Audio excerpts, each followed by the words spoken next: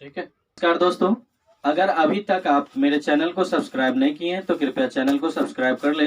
Grammar bye are के पंडित हर channel पर subscribe कर लिए हैं, और चैनल पर पुराने हैं तो सिर्फ शेयर, लाइक, कमेंट और करते रहें, और नहीं अगर सब्सक्राइब नहीं किए हैं तो चैनल को सब्सक्राइब कर लीजिए। और आपको कहीं से कोई दिक्कत हो ग्रामर में तो कमेंट करना। कमेंट में जो प्रॉब्लम होगा आपको सॉल्व किया जाएगा। देखिए, मैं आर के पंडित आपको अभी टाइम एंड टेंस के बारे में बताना जा रहा हूँ। आपको कोई सा भी चैप्टर ग्रामर में दिक्कत हो आप कमेंट में लिखना ना भूले। कमेंट करते रहे, आपको कमेंट में सारा कमेंट का जवाब दिया जाएगा। क्लियर। अभी टाइम एंड टेंस के बारे में बताने जा रहा हूँ। देखिए, टाइम एंड टेंस से पहले मैंने दो बात करूंगा, एक वर्ब की बात करूंगा और दूसरा नॉर्मल सेंटेंस की बात करूंगा। चलिए, अब मैंने वर्ब की बात कहा तो ये वर्ब के पार्ट में जो देखेंगे तो वर्ब के पार्ट में हम लोग 5 पार्ट देखे। वर्ब के 5 पार्ट देखे थे कौन कौन? पहला था V1, दूसरा था V2, तीसरा था V3, चौथा था V4 और पांचवा V5। अब V1 किसे कहते हैं, V2 किसे कहते हैं, V3 किसे कहते हैं, V4 किसे कहते हैं और V5 किसे कहते हैं, थोड़ा सा उसका रूल हम लोग समझ लेंगे। दोस्त याद रखेंगे, ये बात रखना है कि जो जन्म से होती है, जिस वर्ड का जन्म होता है वो V1 में होता है। जैसे मैं आपको कहूं जन्म, जैसे जाना का क्या होता है? गो। आप जानते हैं उसका जाना का क्या होता है? गो। उसका जन्म वन यू फर्स्ट फॉर्म है। कौन से फॉर्म है? फर्स्ट फॉर्म है। जैसे आप पढ़ते हैं, जैसे आप बोलते हैं पढ़ना का क्या बोलते हैं? रीड। वो जन्म है, वो उसका फर्स्ट फॉर्म है। जैसे आप बोलते हैं प्ले, प्ले वो फर्स्ट फॉर्म है और जन्म है इसलिए वो फर्स्ट फॉर्म है। यानी ओवरऑल एक ही बात कह दिया, जिस वर्ड का जो जन्म होता है वो फर्स्ट फॉर्म में होता है, लेकिन भाव होना चाहिए। वर्ड बहुत सारे होते हैं, जैसे आपको वर्ब में भी वर्ड मिलेगा, नाउन में भी वर्ड मिलेगा, एडवर्ब में भी आपको वर्ड मिलेगा, एडजेक्टिव में भी वर्ड मिलेगा। तो वर्ड बहुत सारे हैं, लेकिन वर्ड कैसा होना चाहिए? वर्ड वर्ब वाला होना चाहिए। कैसा होना चाहिए? वर्ब वाला होना चाहिए। तो वर्ब में देखा जाता है जो जन्म लेती है ना, जो जिसका मीनिंग वही वो फर्स्ट फॉर्म में होता है। कौन से फॉर्म में होता है? फर्स्ट फॉर्म में। अब बात करूंगा फॉर्म और फिफ्थ फॉर्म, क्योंकि ये सब नॉर्मल चीज है दोस्तों, इसीलिए पहले मैं समझा दे रहा हूँ। फोर्थ फॉर्म क्या होता है? फॉर्म में सिर्फ और सिर्फ आईएनजी लगाना रहता है। क्या लगाना रहता है? किसी भी वर्ड में आईएनजी लगा दीजिए, वो फोर्थ फॉर्म में आएगा। जैसे प्ले में आईएनजी लगाइए, प्लेइंग। कट में आईएनजी लगाइए, कटिंग। रीड में आईएनजी लगाइए, रीडिंग। उसके बाद यानी कहने का मतलब कोई भी वर्ड में आईएनजी लगाना वो फर्स्ट फॉर्म के में ही आईएनजी लगाना फोर्थ फॉर्म कहलाती है। फर्स्ट फॉर्म में आईएनजी लगाना फोर्थ फॉर्म कहलाती है। क्लियर।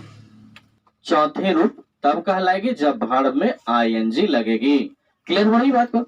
अब फिफ्थ फॉर्म की बात करो तो जिस वर्ब में एस तथा ईएस जोड़ करके बनाया जाए उसे फिफ्थ फॉर्म बोला जाता है। क्या मतलब हो गया? जैसे प्ले में एस जोड़ दीजिए, प्लेज होगा। कट में एस जोड़ दीजिए, कट्स हो गया। जैसे डू में एस जोड़ दीजिए, डज हो जाएगा। दूसरा डू में ईएस जोड़िए, डज होगा। तो इस तरीके से या तो कभी एस जोड़े या तो कभी ईएस जोड़ करके आप फिफ्थ फॉर्म बनाते हैं, यानी वर्ब का 5वां पार्ट बनाते हैं। आखिर आप बात करे जाते हैं कि V1 समझ गए जो जन्म से होता है, V4 समझे जिसमें आईएनजी लगा रहता है, V5 समझे क्या? जिसमें एस तथा एस जोड़ा जाता है। अब रही बात फंसता कहाँ है स्टूडेंट? सिर्फ V2 और V3 में फंसता है। दोस्त किसी भी वर्ब को याद करने की जरूरत नहीं है, ट्रिक से समझिए। ट्रिक में आपको याद रहेगा कि कैसे V2 बनता है और कैसे V3 बनता है। आप बना के समझ जाएंगे, ठीक है। लेकिन रट्टाफिकेशन करने की जरूरत नहीं। कंसेप्ट एक बार समझना बड़ा आवश्यक है। कंसेप्ट समझ लिए। कंसेप्ट अगर आपके पास है ना तो कहीं से कोई भी अंग्रेजी का हीरो रहेंगे आप। आपने ये क्या कहा? जो जन्म से होता है। जैसे आपने कहा गो, कहा गो, और इसमें क्या कहते हैं? गो में आईएनजी लगा देते हैं, बना देते हैं गोइंग। और इसमें क्या बनाते हैं? ईएस जोड़ करके हम लोग बना देते हैं गोज। ईएस जोड़ करके क्या बनाते हैं? गोज। यानी ये फिफ्थ फॉर्म होता है। कभी एस जुड़ेगा तो कभी ईएस जुड़ सकता है, ये दोनों में से कोई एक होगा, ठीक। तो यानी कहने का मतलब फर्स्ट फॉर्म, फोर्थ फॉर्म और फिफ्थ फॉर्म में याद करने की जरूरत नहीं है। याद कोई भी फॉर्म को याद करना जरूरत नहीं है, सिर्फ समझना जरूरत है। यानी कहने का मतलब फर्स्ट फॉर्म समझ गए, फोर्थ फॉर्म समझ गए, फिफ्थ फॉर्म समझ गए। अब समझना कौन सा? सेकंड फॉर्म और थर्ड फॉर्म। देखिए, सेकंड फॉर्म के लिए क्या रूल्स हैं कि याद रखिए, ये कोई भी वर्ब अगर सेकंड फॉर्म में तब होगी जब उसके साथ हैज, हैव, हैड, ये तीनों में से कोई ना हो। सा मॉडल ऑक्सिलरी वर्ब जो अपनी साथ हैज हैव हैड के साथ आती हो वह वर्ब सेकेंड फॉर्म में नहीं होगी। वह वर्ब सेकेंड फॉर्म में नहीं होगी, किसमें होगी? थर्ड फॉर्म में। वो कौन सा मॉडल ऑक्सिलरी वर्ब आएगा साथ में? हैज, हैव या हैड। यही तीन वर्ब जो होगी साथ में आएगी तभी थ्री होगा, यानी वर्ब के थर्ड फॉर्म होंगे। कौन से फॉर्म होंगे? वर्ब के थर्ड फॉर्म होंगे, नहीं तो वो सेकेंड फॉर्म होगा। फॉर एग्जाम्पल देखिए, अभी बात करूं, जैसे मैंने बोला ही कुक्ड, देखिए इसके साथ मैंने लिखा ही कुक्ड, इसके साथ न हैज लिखा, न हैव लिखा, न हैड लिखा, कोई नहीं लिखा तो ये अपने आप का सेकंड फॉर्म है। लेकिन मान लीजिए इसी के साथ मैंने लिखा ही हैज कुक्ड, तो ये देखिए इस तीनों फॉर्म में से, यानी कहने का मतलब या तो हैज आए, या तो हैव आए, तो हैज आए, या तो हैव आए, या तो हैड आए। इन तीनों वर्ड के बाद अगर कोई वर्ब लगी है तो वह थर्ड फॉर्म कहलाएगी। कौन सा फॉर्म कहलाएगी? Third form. अगर इसके बिना कोई वर्ब है तो वह सेकंड फॉर्म में आएगी। कौन से फॉर्म में आएगी? सेकंड फॉर्म में आएगी। क्लियर है? तो ये अपने आप का, ये जो कुक्ड लिखा है ये थर्ड फॉर्म हो गई, और ये कुक्ड जो होगा अपने आप का सेकंड फॉर्म। यानी कहने का मतलब एक ही बात समझाया, जिस सेंटेंस में हैज हैव हैड के बाद अगर भी थ्री चक्कर दिख रहा है, भी थ्री का जैसा दिख रहा है, तो भी थ्री अगर होगा, भी थ्री होगा। अगर ये हैज हैव नहीं दिख रहा, अगर हैज हैव नहीं दिख रहा और भी थ्री जैसा दिख रहा है तो भी थ्री नहीं, यानी भी टू होगा, यानी वर्ब का सेकंड फॉर्म होगा। क्लियर हो रहा है? एक बार और रिपीट करो, बिना हैज हैव हैड के अगर भी थ्री जैसा दिख रहा तो भी थ्री नहीं होगा, वो कौन से होगा? सेकंड फॉर्म होगा, यानी वर्ब का सेकंड फॉर्म होगा। अगर हैज हैव हैड के साथ दिख रहा तो वर्ब का थर्ड फॉर्म होगा। कौन से फॉर्म होगा? वर्ब का थर्ड फॉर्म। मैंने बोला एक दो एग्जांपल से देख लीजिए। जैसे मैंने बोला क्या, आई प्लेड, उसके बाद मैंने बोला ही हैज गॉन, उसके बाद मैंने बोला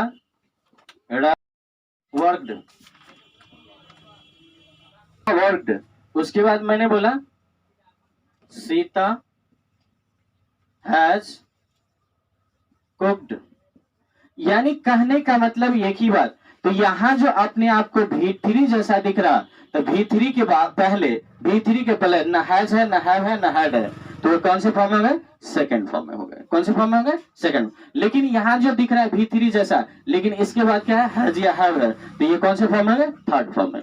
और यहाँ जो दिख रहा है भी थ्री जैसा, लेकिन इससे पहले क्या है? न हैज है, न हैव है, न हैड है, तो ये कौन से फॉर्म में हो गए? Second form. लेकिन यहाँ जो दिख रहा है वो कैसा है? वो भी थ्री फॉर्म में दिख रहा है, लेकिन हैज हैव हैड में से कोई एक है, इसलिए ये थर्ड फॉर्म हो गया। क्लियर हो गया एग्जाम्पल से? चल, बात कर लिया। अब थोड़ी सी बात करूं टाइम एंड टेंस की बात, एंड टेंस की बात करूंगा, टाइम एंड टेंस की बात करूंगा। चलिए, टाइम को आपने क्या कहा? समय। एंड को आपने क्या कहा? और टेंस को आपने क्या कहा? काल। समय और काल की बात करूंगा। देखिए, कहने का मतलब, समय का मतलब होता है, समय का मतलब यही होता है कोई निश्चित समय या कोई निश्चित अवधि। यानी कहने का मतलब कि समय में वो चीज नहीं दर्शाएगी जो घटना होगी। समय का घटना से कोई बहस नहीं, लेकिन घटना का बहस किससे? टेंस से। जब भी टटेंस की बात आएगी तो बिना घटना का टेंस नहीं होगा। यानी टाइम दर्शाती है अपने आप का, टाइम दर्शाती है अपने आप को, वह स्वतंत्र होती है, लेकिन टेंस किस पर आधारित होती है? टेंस आधारित होती है टाइम पर। बिना टाइम का टेंस नहीं है, लेकिन बिना टेंस का टाइम है। बिना टाइम का टेंस नहीं है। चलिए अब बात करेंगे। चलिए, जैसे मैंने बोला टाइम, टाइम क्या होगा? अपने आप का कोई समय होगा, कोई समय होगा। चलिए, आपका क्या होगा? कोई पीरियड होगा। अपने आप का क्या होगा? एक तरीके से ड्यूरेशन होगा, जिसको आप लोगों ने देखा होगा, ड्यूरेशन, है ना। इस तरीके से देखा होगा। यानी कहने का मतलब जिसको अवधि कहते हैं, पीरियड कहते हैं, या फिर आप लोगों ने इसी को एक निश्चित समय भी बोलते हैं। तो इस तरीके से हम लोगों ने टाइम का रिप्रेजेंट करते हैं। लेकिन अगर टेंस की बात करें तो कहने का मतलब टेंस वही होता है जिसमें कोई ना कोई क्रिया होती है। ठीक है, क्या कहा? टेंस किससे रिलेट करता है? वर्क से। टेंस किससे रिलेट करता है? वर्क से। वर्क किससे रिलेट करता है? एक्शन से। एक्शन किससे रिलेट करता है? वर्क। टेंस किससे रिलेट करता है? वर्क से। वर्क से। वर्क किससे रिलेट करता है? आपको एक्शन से रिलेट करता है? वर्ब से। एक्शन किससे रिलेट करता है? वर्ब से। यानी कहने का मतलब यही हुआ कि वर्ब भी अपने आप का क्या दर्शाती है? वर्ब अपने आप को वही दर्शाती है जो आपने पोजीशन देखा होगा। इससे पहले वाला वीडियो अगर नहीं देखे दोस्त तो कृपया चैनल को सब्सक्राइब कर ले, ग्रामर बाय आर के पंडित। और उसमें आपको जो भी प्रॉब्लम है कृपया कमेंट करके लिख करके भेज दे। और उसमें एक बात, दिक्कत नहीं है तो कृपया लाइक और शेयर करते रहें। और सबसे पहली बात ये कहें कि अगर इसमें वर्ब में दिक्कत होगी तो सबसे पहला बात करेंगे क्या, आप पीछे वाला वीडियो नहीं अभी तक देखे हैं तो कृपया चैनल को सब्सक्राइब करके पीछे वाला वीडियो देख ले। ठीक है, अभी मैंने बोला क्या, टाइम क्या होता है? यानी टाइम जो होता है वो अपने आप को ड्यूरेशन दर्शाती है। तो मैंने यही कहा था कि टाइम से टेंस का कोई बात नहीं है, लेकिन टेंस से टाइम का बात है। कभी भी आपने वर्क देखा होगा कोई निश्चित समय में होगा, कभी भी वर्क क्या होगा? कोई निश्चित। जैसे आपने कहा, मैंने कहा कि अब आपने खाना खाया है, तो हाँ। क्या कहा? आपने खाना खाया, हाँ। तो आपने कहते ना कि इतना से इतना ड्यूरेशन लगता है, इतना से इतना समय लगता है। अरे भाई बताइए, कोई हर दिन खाना खाता होगा? नहीं ना। कोई सुबह से शाम तक खाना खाता होगा? नहीं ना। 1 घंटा 2 घंटा 3 घंटा यही ड्यूरेशन होगा ना खाना खाने का। 1 घंटा तक खाएगा आदमी पागल हो जाएगा भाई, इतना खाना नहीं खाता होगा। ठीक है, तो सबसे पहली बात 5 से 10 मिनट 20 मिनट बहुत हो गया। ठीक है, तो कम से कम ड्यूरेशन हुआ ना 5 से 10 मिनट, इसीलिए। और खाना अपने आप का क्या है? एक्शन। और एक्शन है इसीलिए वो वर्ब है। मैंने बोला था शारीरिक परिवर्तन ही वर्ब होती है, इसीलिए मैंने बोला वर्ब। दूसरा क्या बोला? एक्शन। अपने शारीरिक को, अपने शरीर को परिवर्तन करना, अवस्था को परिवर्तन कहलाती है। क्या कहलाती है? वर्ब कहलाती है। दूसरा मैंने बोला वर्क। वर्क का मतलब ही होता है क्या? अपने आप की स्थिति में परिवर्तन, अपने आप को स्थिति में परिवर्तन। अच्छा एक बात बताइए, मैं अगर शांत हो जाऊं चुपचाप तो क्या कोई मुझे कहेगा कि टीचिंग करा रहे? नहीं ना। शारीरिक परिवर्तन, जैसे मैं मार्कर लिया और अपनी बोर्ड पर हाथ को ले गया, तो बोर्ड तक जैसे ही हाथ को ले गया और लिखना प्रारंभ किया, लोगों ने कहा कि हाँ चल अब लिख रहे हैं सब। यानी कहने का मतलब ये शरीर की अवस्था में परिवर्तन है, स्थिति में परिवर्तन है। और इसी तरीके से इस चीजों को हम लोगों ने वर्क कहा है। दोस्तों वर्क को देखा नहीं जाता है, इसे हम लोगों ने क्या रखते हैं? एनर्जेटिक में रखते हैं, यानी ऊर्जा में रखे जाते हैं। ठीक है, चलिए अभी बात करेंगे। चलिए, तो मैंने यही बात कहा कि टेंस किससे रिलेट करती है? टाइम से। टेंस किससे रिलेट करती है? टाइम से। क्योंकि कोई भी घटना बिना टाइम का नहीं होता। और दोस्त याद रखेंगे, बिना घटना का टेंस नहीं, बिना घटना का टेंस नहीं, वो नॉर्मल सेंटेंस। जैसे मैंने कहा मेरे पास एक गाय है तो है, लेकिन वह गाय खाती है अपने आप का एक्शन है, इसलिए वो क्या है? एक कला है, एक कार्य है, एक एक्शन है, एक शारीरिक परिवर्तन है। और वो अपनी अवस्था में परिवर्तन, इसलिए वो क्या कहलाती है? क्या कहलाती है? वर्क, यानी वर्ब। और वर्ब ही हमारे टेंस होती है। क्या होती है? टेंस होती है। और उसका भी टाइम है भाई, भर दिन। अभी मैंने बोला भर दिन नहीं खाती है, टाइम ही क्या है? एक टेंस है। टाइम ही क्या है? टेंस है। तो टेंस किससे रिलेट करती है? टाइम से। टेंस किससे रिलेट करती है? टाइम से। अब टाइम है, जैसे बोलूं आई हैव ए कैट, और उसी में बोला द कैट इट्स ग्रास, है ना। अभी मत कहिएगा कि बिल्ली घास खाती है, ये मत कहिएगा। लेकिन मैंने लिख दिया, मुझे एग्जांपल लेने से मतलब है। अरे मांस खाती है लिख दीजिए मीट, आपको क्या जाता है? मीट लिख दीजिए, है ना। मीट लिख दीजिए। आपने लिख दीजिए मिल्क लिख दीजिए, है ना। तो इस तरीके से आपको फूड लिख दीजिए, जो भी मर्जी होता है लिख दीजिए, वो कौन फल, है ना।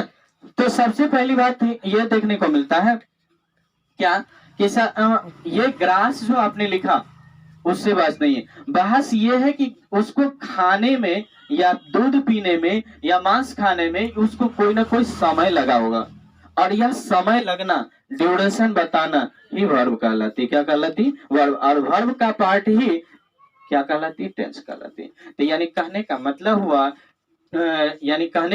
हुआ to be action part of the tense, to be action part of the tense, यानी कहने का मतलब ये भी कह सकते हैं a part of verb is called tense. बात समझ गए?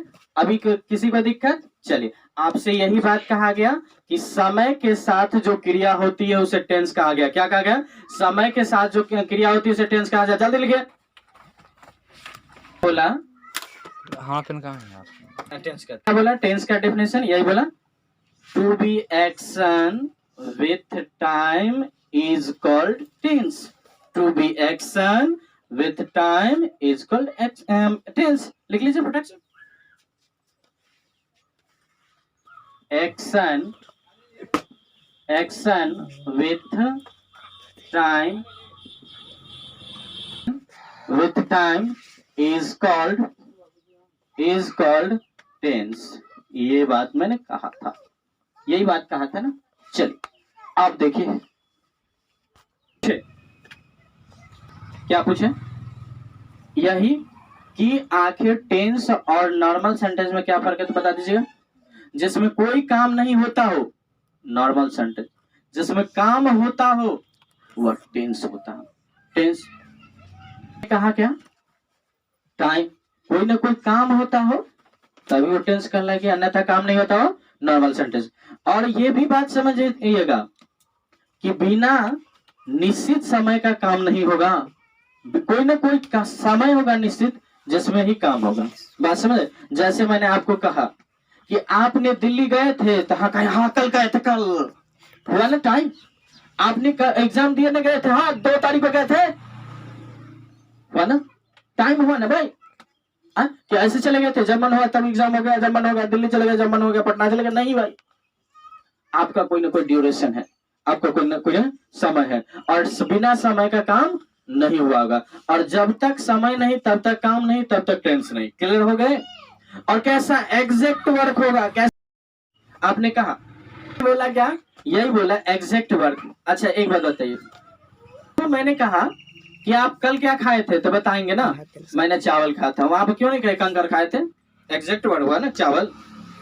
इसीलिए आपने जो खाया उसका नाम, जो किया वही का नाम, जो मतलब पढ़ा उसी का नाम बोले। यह क्या है? एग्जैक्ट वर्क तो ही है ना। आप ऐसे नहीं कह सकते पढ़ते हिंदी कहते व्याकरण, ऐसे नहीं बोल सकते थे, बोलते ना, लेकिन नहीं बोले ना। क्या बोले? Exact work. तो एग्जैक्ट वर्क ही क्या होती है? हमारी वर्ब होती है, वर्ब होती है तो टाइम होती है, टाइम होती तो टेंस होती है। इसमें कोई दिक्कत है?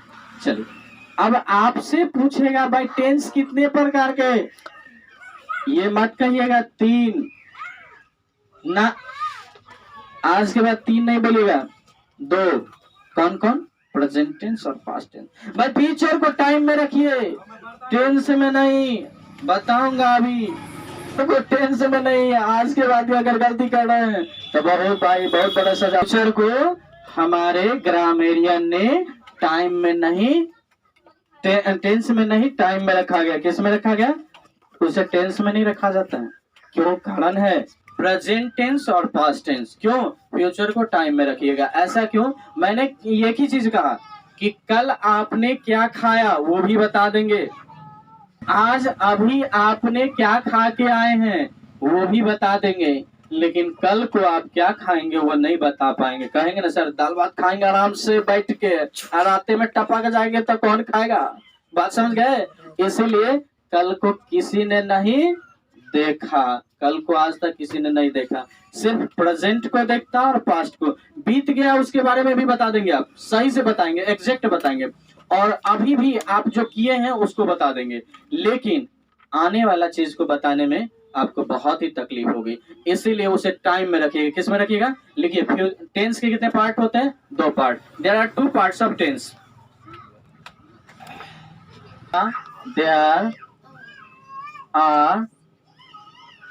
there are 2 parts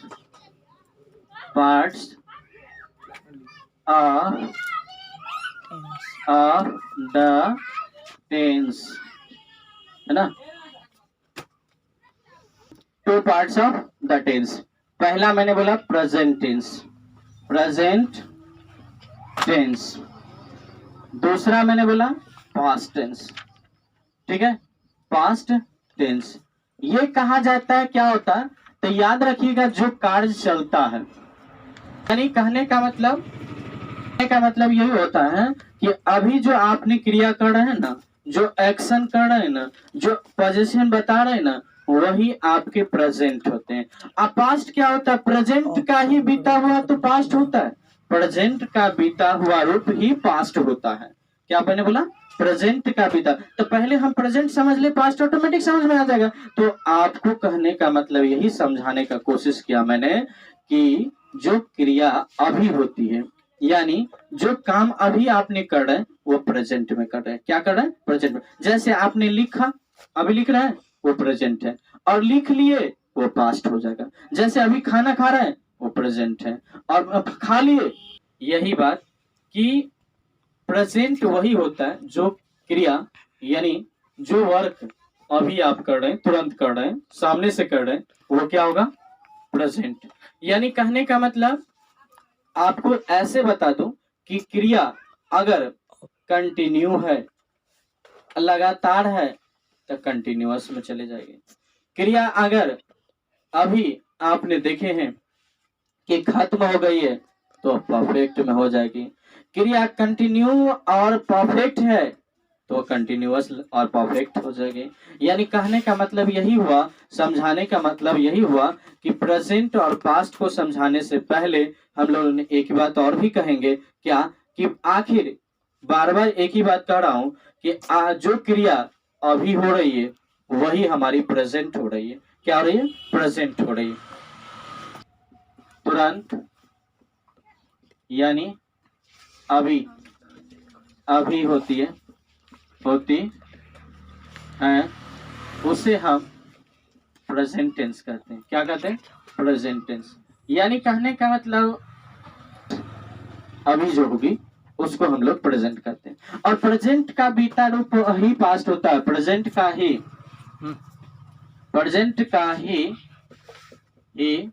बीता पास्ट होता है, पास्ट टेंस होता है। ठीक है, चलिए अब बात करेंगे फ्यूचर की। तो फ्यूचर को जो है आप लोग किस में रखेंगे? फ्यूचर को टाइम में रखेंगे। किस में रखेंगे? टाइम में। अब ये सारे बात कहा जाता है जो आने वाले समय में होता है, आने वाले समय में होता है, उसे फ्यूचर टेंस कहते हैं। उसे क्या कहते हैं? Future tense. क्लियर है? फ्यूचर टेंस कहते हैं, फ्यूचर टेंस टाइम कहते हैं। क्लियर है?